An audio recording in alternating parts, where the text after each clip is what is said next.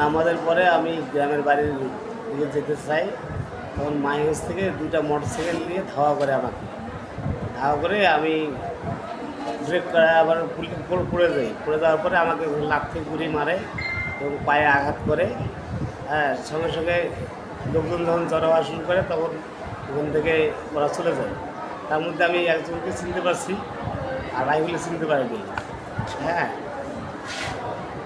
তারপরে ওখানকার অটো করে আমাকে মেডিকেলে পাঠায় দেয়। আমি পরে ভর্তি হই মেডিকেলে।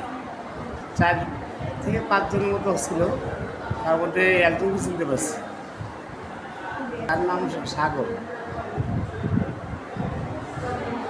তার কারণ হচ্ছে যে 4-5 দিন আগে ওরা আমাকে হুমকি দিয়েছিল, আমাকে যেখানে পাবে সেখানে মারবে।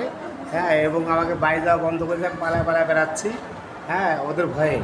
কি নিয়ে মূলত জমি জমা সংক্রান্ত বিষয়। আমার জমির উপরে ওরা মাটি ফেলতেছিল, আমি ভিডিও দিচ্ছি। পরে ভিডিও তো মানে নাই, পরে পুলিশকে অভিযোগ করছি। পুলিশের সামনে মারা শুরু করছিল এক পর্যায়ে।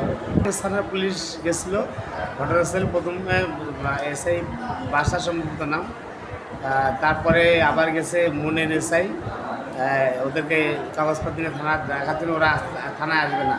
হ্যাঁ, তারপরে বলছে রাজ্জাককে যেখানে পারবো সেখানে পারবো। আমার বাড়িতে টর্চার করতেছে, এখনও টর্চার করতেছে। আমার বাড়ি থেকে মা এবং আমার ছেলেকে ওরা গালিগালাজ করতেছে।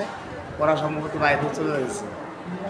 আর মারামারি ঘটনা শুনে আমি মেডিকেলে ভর্তি হই। তখনও মা বলতেছে যে আমার অভিযোগ তুলে নিলে আর তাকে আরও হত্যা করবো যেখানে পাবো। এবার হালকা মারছি, এরপরও হত্যা করবো। আমি পেশাগত ব্যবসায় পেন্টিং ব্যবসা করি, মানে ঠিকাদারি বলে আর কি। আর সাংবাদিকতা করি, আলোচনা পত্রিকায় আছি। আপনার বিশেষ পত্রিকার বিশেষ প্রতিনিধি রংপুর বিভাগের। আর রংপুর বিভাগের আন্তর্জাতিক মানবাধিকার সংস্থার আইন সহায়তা কেন্দ্রের সহসভাপতি পদে আছি। হ্যাঁ, তো আমার উপরে এই টর্চার করা হয়েছে। আমি এর বিচার চাই আপনাদের কাছে, যেভাবে হোক প্রশাসনে, আপনাদের মাধ্যমে প্রশাসনের কাছে বিচার চাই। হ্যাঁ, অভিযোগ করা হয়েছিল। হামলার আগে মানে পূর্বে অভিযোগ করা হয়েছিল আমাকে মারবে, এই জন্য অভিযোগ করছি।